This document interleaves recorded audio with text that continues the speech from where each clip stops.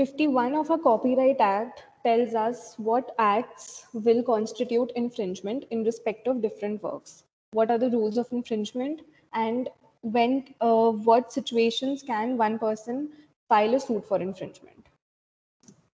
The purpose of protecting copyright of an author is to whatever doctrines we had done in the beginning of substantial copying, subconscious copying, they're all going to come here again, because they only decide whether one work is infringing the other. So those topics are overlapping in like under infringement and also the subject matter of copyright. So don't get confused, they're the same topics. There is no difference under the doctrines.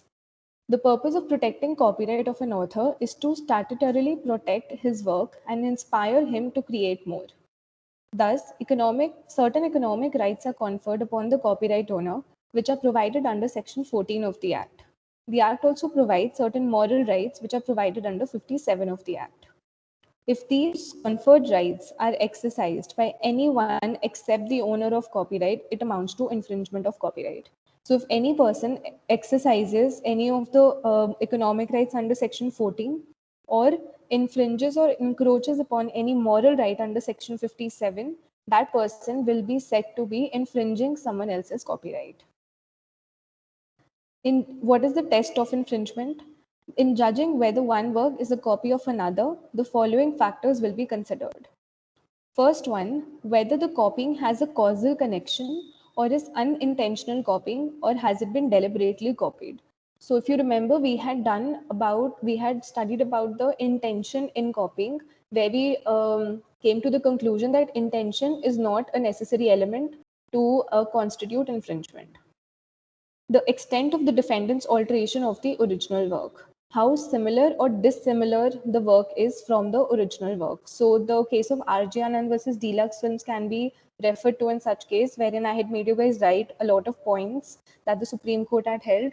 This test of infringement is on the lines of those guidelines. The test whether there has been a reproduction of the plaintiff's work in a substantial form. So reproduction means copying someone's work, right? So when we say that we have the right of reproduction, we mean that we have the right to make multiple copies of our work. So if there has been a copying of the plaintiff's work, how much substantially the work has been copied is the question, or is the test of infringement. So substantial copying is the test. The following factors are to be considered under substantial copying. The volume of material borrowed by the defendant. The volume implies not only the quantity, but also the quality of material taken. Even a short part taken could be an important element of the plaintiff's work. So if you remember, we did a case wherein the defendant had only copied 3 minutes of the plaintiff's movie, but those 3 minutes were said to be the most important in the movie, and therefore it was held to be substantial copying. Out of 120 minutes, only 3 minutes. So the quantity always does not matter. The volume or the quality matters in determining whether infringement has taken place. In the case of Landbrook versus William Hill, it was held that substantiality is a question of fact, meaning it is subjective. It will depend upon the fact of each case. There is no straitjacket formula. And the degree of it is determined on the basis of the importance of the parts borrowed. So how essential that borrowed part is to the work of the plaintiff will determine whether infringement has happened. Whether such copying is deliberate or intentional, the extent of competition between the plaintiff and defendant can also be considered. Now, these are supplementary factors. Otherwise, we don't give intention any importance. But in determining the level of, you can say, mens rea, we can say that the intention can be considered, and also the extent of competition between plaintiff and defendant. See, these will help in constructing circumstantial evidence of the case. So there might not be always that we have direct evidence to establish the guilt of the defendant. So to build circumstantial evidence, these two supplementary factors can be used. In the case of Narayan Rao versus Prasad, the defendant had borrowed only 2.5 minutes of a 3-hour film, just the example I told you about, but it was held to be substantial copying, as those 2.5 minutes held a lot of importance in the plaintiff's work. You've already written the case also in your notes. I remember it was written down under substantial copying. Also, there must be direct evidence of copying. However, direct evidence is a little difficult to establish. The copying is to be deduced from surrounding circumstances, like similarity of the writing style, the language. Here we can also consider the two supplementary factors at the top that are written, intention and the extent of competition. So circumstantial evidence can be constructed through a lot of factors. Now, all this is a question of fact. I hope you guys know what is a question of fact and what is a question of law. So, whenever any language, any provision, or any case uses the term question of fact, it means that particular principle or doctrine is subject to the circumstances of the particular case at hand. So, there is no fixed parameters for determining the principle. So, question of fact will mean depending on the facts of each case. When we say question of law, it means that the principle or the law remains as it is, irrespective of what the facts of the case are. And the facts might differ from case to case, but there is a fixed parameter in which all the facts are to be placed. So, question of fact, and then there are question of law. So, copyright is, in fact, all the intellectual property rights are based on question of facts. In the case of Shamsha versus Gaya Prasad Gupta, it was held that a person is at liberty to draw upon a common source of information, but if he saves himself the trouble and labor by copying another's work with only some variations, he is guilty of infringement. So you can't like escape the hard work and copy someone's work and just modify it a little. You will be guilty of infringement. So when you're reading this topic, you must be feeling that you already know a lot of things, and this is all kind of a summary or a conclusion of what you've done. So you are thinking correctly, because infringement is basically if you turn the principles or doctrines we've done 180 degrees. So first we were seeing from the plaintiff side, now we are seeing from the defendant side, but the principles and the rules are all the same. Then there is conscious and subconscious copying, which also we discussed. In conscious copying, the defendant is perceptually aware that he is copying, he has knowledge and deliberately copies someone's work. So there is knowledge and intention. In subconscious copying, when the author is already familiar with the work of the original author, creates a similar work, but does not deliberately or intentionally aim to copy or imitate the plaintiff's work. So there is absence of intention. Now we come to the provisions of section 120 of section 51, which says when copyright is infringed. The first point says when any person without the license by the owner, the registrar, or any competent authority. Now see, by default, the owner can only grant a license or assignment of his copyright. So nobody else can. But there can be cases where the registrar also can, and any other competent authority, meaning if there is a high court order or judgment, then also obviously that can be enforced. So the first line includes all the authorities that have the capacity to grant licenses.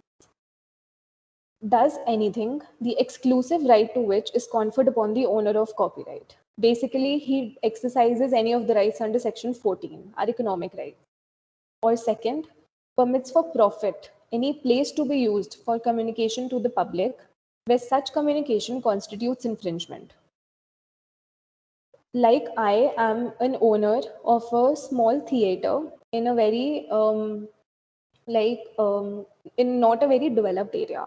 So it is not like a big theater like PVR or something. It is a very small theater wherein I like show pictures or movies through the projector and all that.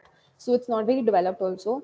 So I know that people have been there are some traders that I know of who give me pirated CDs, and I show those pirated CDs to the public. So I charge them a very less amount of money and they come and watch pirated movies. I'm guilty under this topic, under this point, because now I'm permitting for profit any place to be used. I'm using or permitting for profit to be used for communication to the public, where such communication constitutes infringement. Communication to the public of a pirated movie is infringement, because piracy is infringement, and I'm giving a place for that pirated film to be communicated to the public. Unless, so exception to the guilt, he was not aware or had no reasonable ground for believing that such communication would be an infringement. So if I don't know that the CDs are pirated and I believe them to be original and then I play this, then I'm not guilty. It's only when I know I have knowledge of the piracy of the CDs. It could be a song also. I can play infringing songs in some small bar of mine, and I will be infringing copyright under 51(1)(b). The second subsection says when any person makes for sale or hire, sells or lets for hire, or offers for sale or hire. Next, distributes for trade or to an extent which is prejudicial to the owner of copyright, or by way of trade exhibits in public or imports from India any infringing copies of the work. So the copies that we are dealing with in all these 4 bullet points are infringing copies. Let's first read the meaning of infringing copies, then we'll deal with the 4 points. So please open section 2M of your acts. If you don't have the hard copy, please open it in any device, open it online. Section 2M. And please get bare acts, everyone, if you don't have it till now. Like get hard copies. It'll be better for you. So I'll read section 2M. Section 2M defines an infringing copy as in relation to a literary, dramatic, musical, or artistic work, a reproduction thereof, otherwise than in the form of a cinematograph film. In relation to a cinematograph film, a copy of the film made on any medium by any means. In relation to a sound recording, any other recording embodying the same sound. In relation to a program or a performance in which broadcasting rights or performers' rights subsists, the sound recording or a film made of such performance or program. If such reproduction, now combining all the points, this is common for all, if such reproduction or copy or sound recording is made or imported in contravention of the provisions of the Act. So if all the reproductions that are just read out of literary, dramatic, musical works, films, sound recordings, performers' rights, if all these reproductions or copies of these works are made in contravention of the Act, then all such reproductions will not be legal. They will be called infringing copies. Is the definition clear? The definition of infringing copy is very important. Please mark it also that you have to like know every subsection, every clause of it.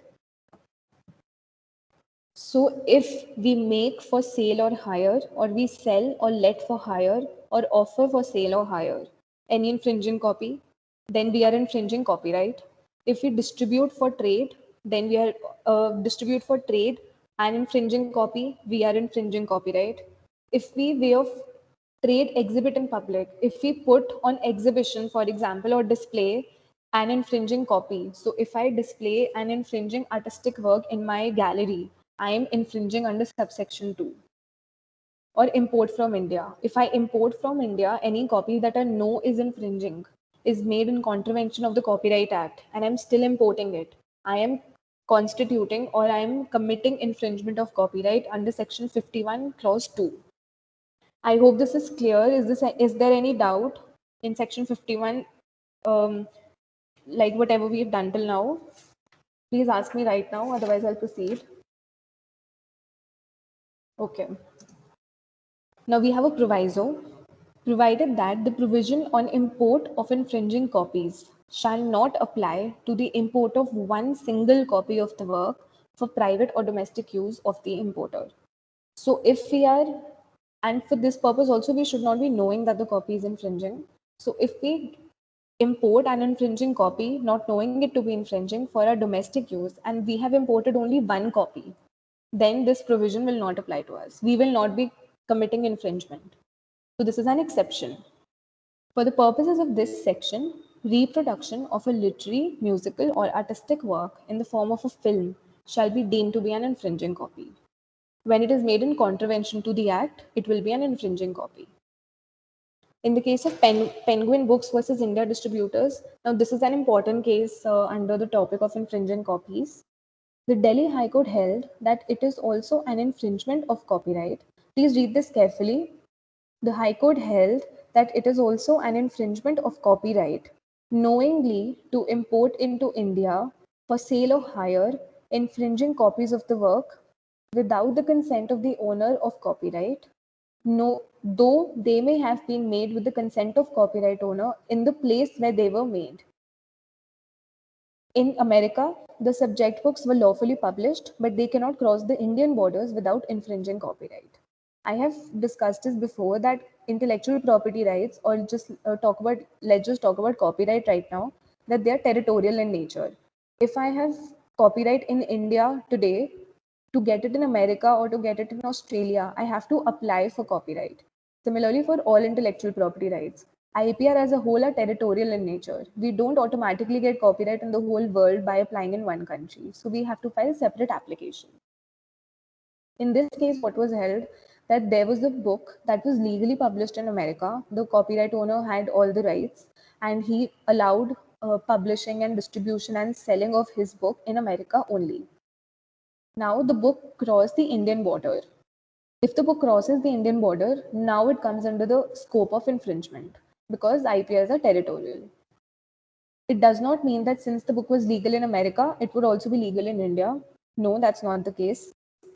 So if in the country of origin a work is legally created and it is sold with the permission of the author, the permission of the author is also to be taken to import the book or export the book to any other place where the copyright has not been obtained. So that will become an infringing copy in such cases. So if there are any doubts, please stop me and then you can ask because you guys are not responding. So I'm going to just keep covering. So you can just stop me and ask doubts. In JN Bagga versus All India Reporter AIR, you must have seen in citations. The Bombay High Court observed that the Copyright Act contains detailed provisions of what is a copyright and what amounts to infringement. The mere making of an infringing copy is not by itself an offense under 51. It is the making for sale or hire that is an offense. So if we see the language of the section, the section starts with 4 points that constitute 4 acts that we do in respect of an infringing copy when we commit infringement. It's not just the creation of the infringing copy that is the problem. So I could create an infringing copy for my own domestic use. It will not be an infringement, which is said by the proviso. It is only when I do any of the 4 acts that I become an infringer. So if I photocopy one book without consent of the author, it becomes an infringing copy by the definition. But if I use it only at home, I don't give it to anyone, I don't sell it, I use only for my own research purpose because it's like a 50,000 book, I can't afford it. So I'm using it for research purpose. I am not infringing copyright. I'm not making an infringing copy. That's not punishable. The offense takes place when any of these 4 acts take place with respect to the work. In Gramophone Company of India versus Super Cassette Industries, it was held that the defendant launched a version recording of the songs of popular Hindi movie Hum Aapke Hai Kaun. The plaintiff contended that by creating the version recording, they infringed the copyright of the musical work in the film. After considering the fact that the plaintiff made the records from the plates given by the owner of the film, the Delhi High Court held the plaintiff nowhere claims that the records made by the defendants embody the recording in any part of the soundtrack associated with the film. Rather, the records so made by the defendants are only a version recording by using another voice and different arrangers and musicians. In short, the records embody no part of the soundtrack of the film. So they don't prima facie fall within the meaning of infringing copy. So when we were reading the definition of infringing copy, the clause on sound recording said that if we make a reproduction or a copy of the sound recording, so we make another recording embodying the same sound. In this case, the defendant's recording was not embodying the same sound as the plaintiffs. They had used different musicians and arrangers and singers, so there was no infringement. The copy was not an infringing copy. It was just a version, or you can say an adaptation. So that would fall within another sort of infringement because they infringe their adaptation rights, but not under infringing copy. Is infringement clear? Is section 51 clear? You can just go through the Bare Act also once if you want, and you can let me know if there are doubts. Because 51 is very important. It tells us the grounds of infringement.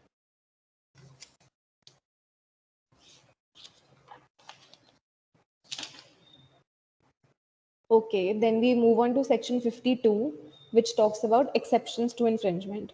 So see guys, section 52, if you see in your Bayer Act, is very huge. It has like more than 20 clauses.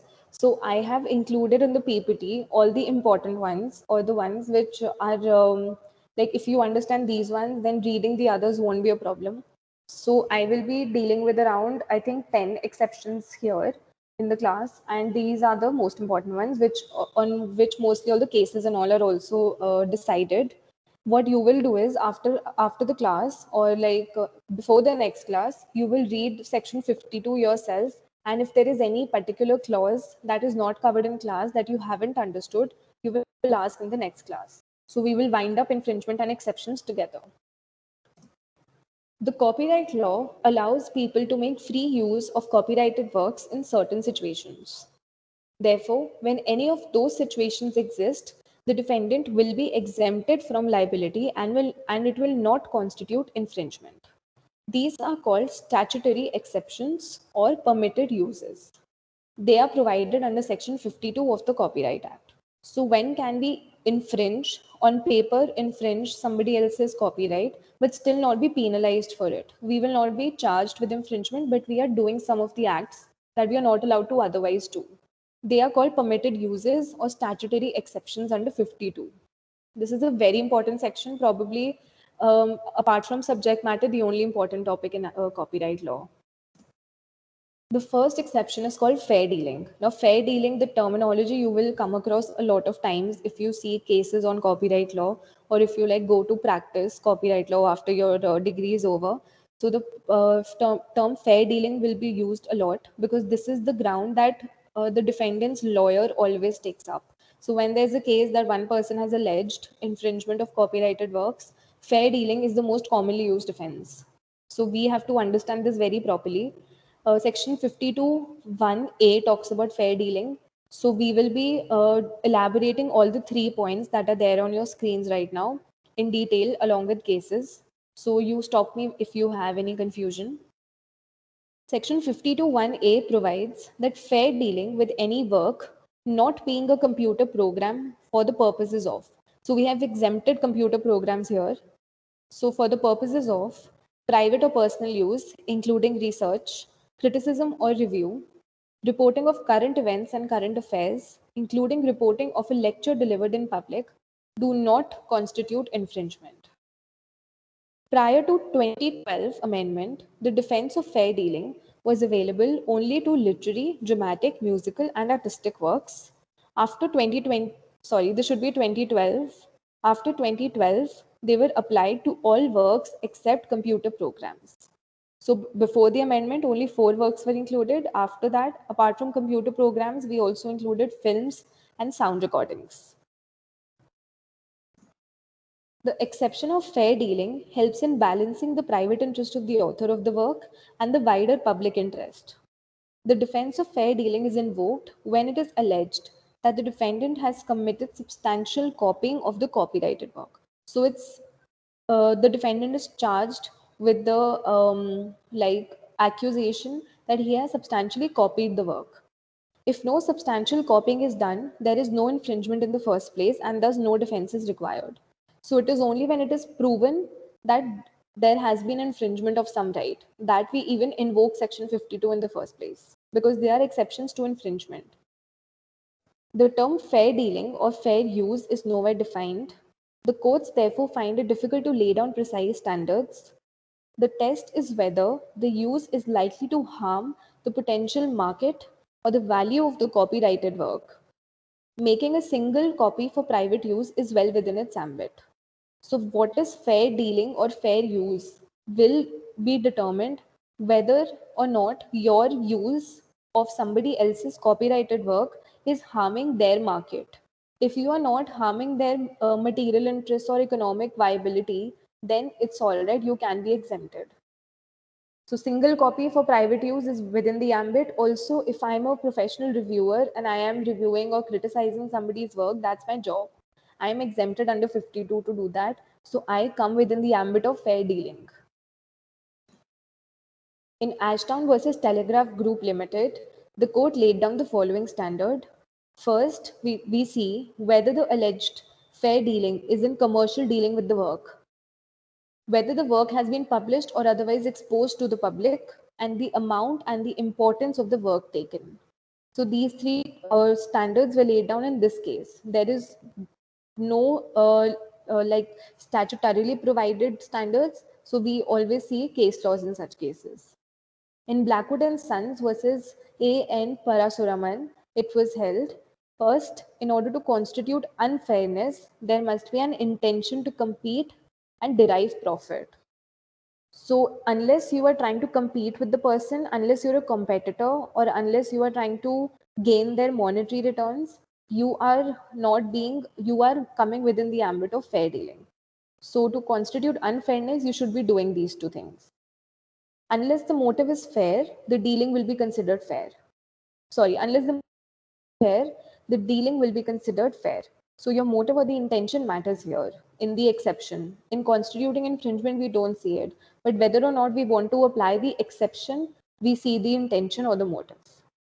Now, the case of Super Cassette Industries versus Hamar Television Limited is there in VK Ahuja. It's like one and a half page points, which are basically a conclusion of whatever I've discussed till now. So you will go to the particular page and look at the like the parameters, and if there are doubts, you ask me, because I didn't want to be repetitive in the class, so I haven't put it in the PPT. And whoever does not have the book, somebody who has the book, please upload the pictures of the page on the files, like whatever folder there is, or otherwise I'll do that after the class. So please read the points. Now we elaborate the 3 points that we discussed under fair dealing. So we had research and private study, we had criticism or review, and we had reporting of current events. The first one is research and private study. So when we use a work for conducting research or for our own private use or study, we are included under the ambit of fair dealing and we are not infringing copyright. Now let's read. This includes research and study for private use only. The moment a person starts commercially exploiting the work, it goes beyond the ambit of this exception. The reason behind this is that the economic interests of the author shall not be hampered in any way. Fair dealing for private and personal use allows a person to reproduce or make a copy of the copyrighted work for his own use, but not the publication or circulation of the work to anyone else. The purpose should be completely non-commercial. Now I'll give you an example. Listen to this carefully. I am a professor at ICFI. I take IPR for your semester. Now for me to deliver a lecture to you guys, I have to use a lot of books and sources that are copyrighted works of other people. If I am using those sources for my private study, like at home, I want to pursue PhD and I'm studying for my own personal thesis, I can do that. If the copy is not legal, okay?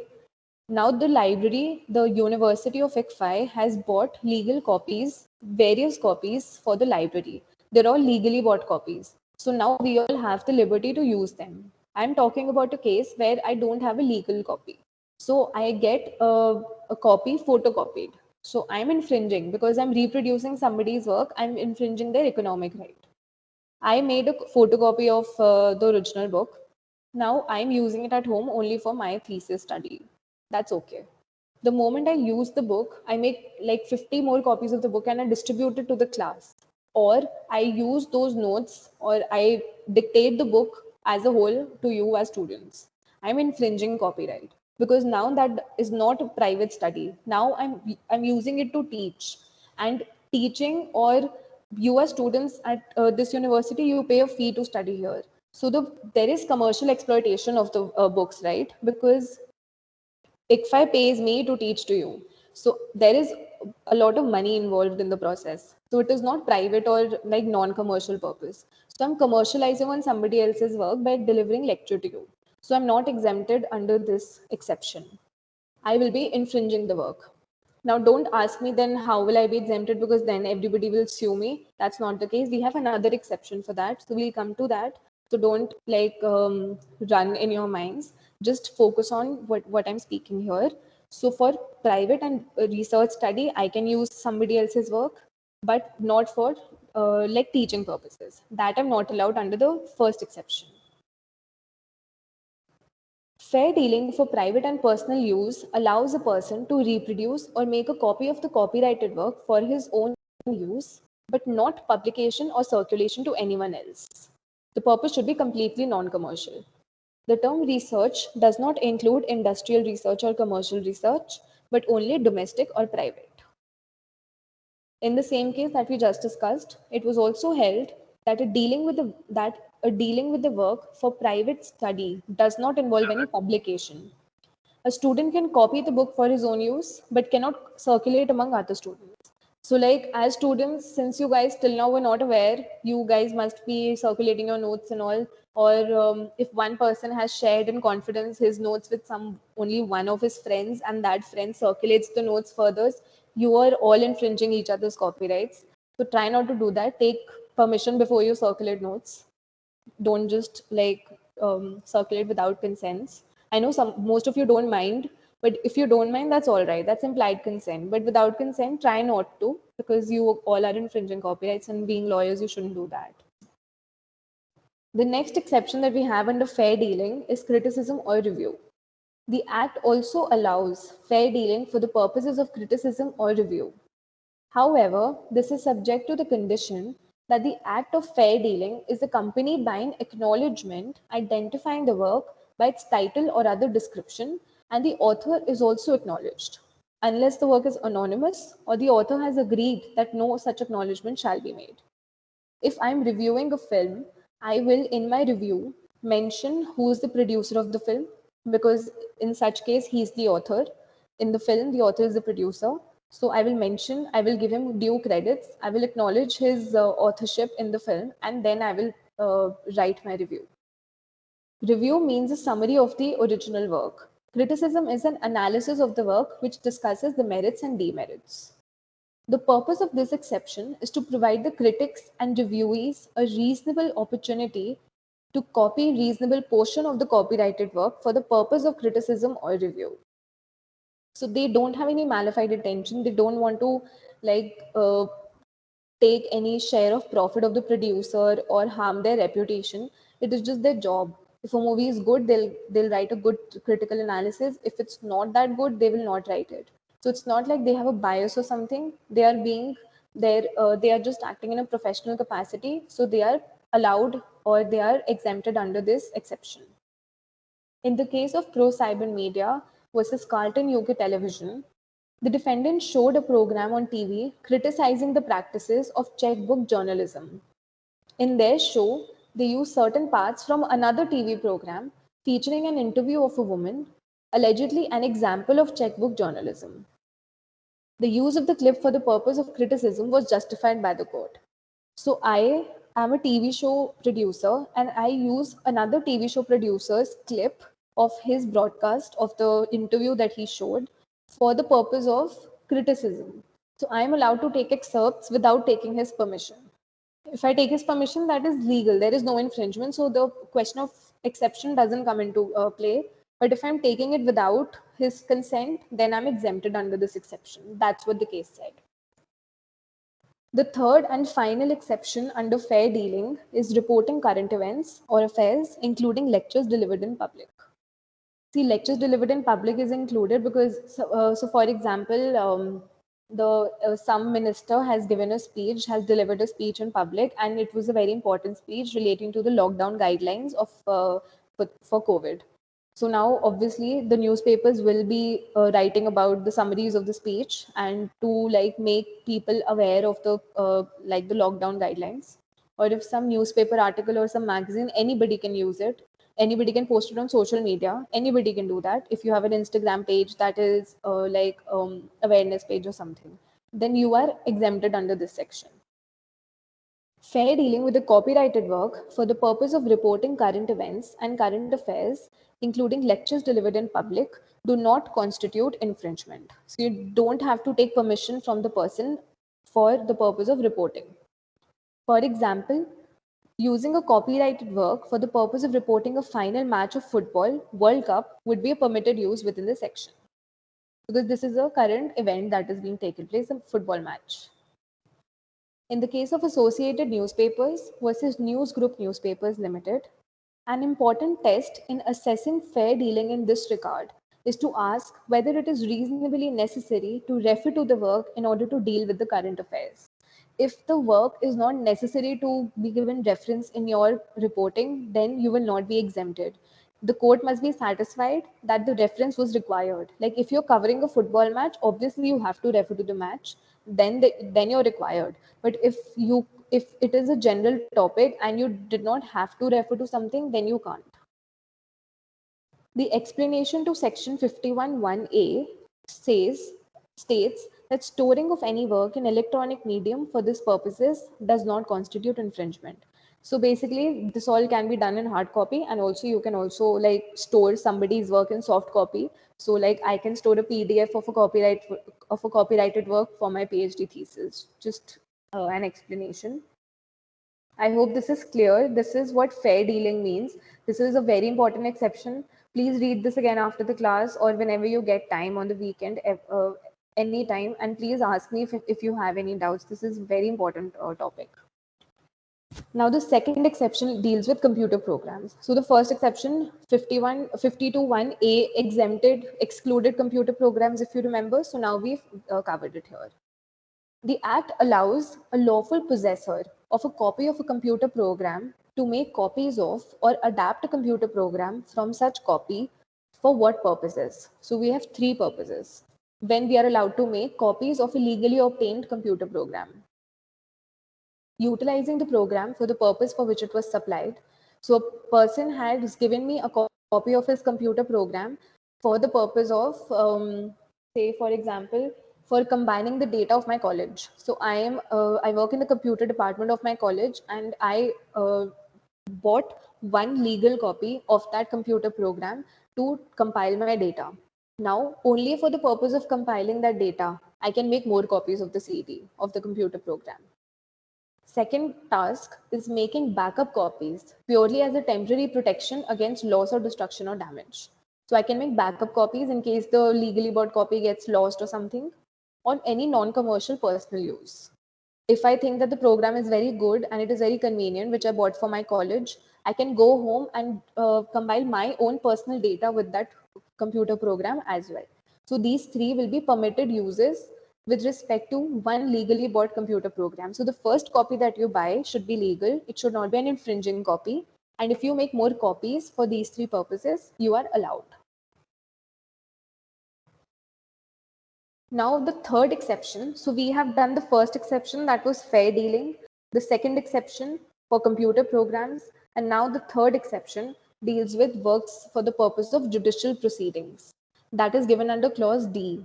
So I've not always followed the chronology of ABCD here because I have divided the exceptions into topics. So this is reproduction of a work for certain purposes. First is judicial proceedings. Copyright in a work is not infringed if it is reproduced for the purpose of a judicial proceeding or to report a proceeding. Thus, an advocate making a copy of a head note published by All India Reporter or any other case law journal for the purpose of submitting it to the court cannot be held liable for infringement. So as a lawyer, you can use any copyrighted work for the purpose of submitting it to the court, as in submitting in the process of your argumentation or for the purpose of judicial proceedings. The fourth exception is for the work of legislature. The reproduction or publication of any work prepared by the Secretariat of a legislature or any house of legislature exclusively for the use of members of such legislature does not constitute infringement of copyright, provided that the reproduction is accompanied by an acknowledgement identifying the work by its title and also the author. So as long as you acknowledge the authorship and the title of the work, you can use it for the work for any purpose involving the legislature of the country. Third is a certified copy, which is at exception 5 under clause F. The reproduction of any work in a certified copy made or supplied in accordance with any law for the time being in force does not amount to infringement of the work. So you can make legal certified copies which have the sanction of the government for the of any copyrighted work. You can under exception 5 clause F. Now, the sixth exception deals with reproduction of or publication of any matter published in the official gazette. So, when a matter is published in the official gazette, you can reproduce it or publicize it without taking permission of the copyright owner. You will be exempted under the clause Q. First point is matter published in the official gazette. The reproduction and publication of any matter which has been published in any official gazette except an act of legislature does not constitute infringement. I hope this is clear. Second is the act of legislature. The reproduction and publication of any act of legislature, that means basically a bare acts. So bare acts are acts of legislatures.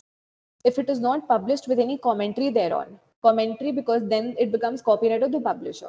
So if it is just the bare act, there is no extra comments or any other original matter, it does not constitute infringement. So you can make as many copies of the provisions of the act that the legislature has laid down without the commentaries. You are allowed to do that. So that's why there are so many publishing houses selling bare acts, because nobody is restricted from copying the sections of the act.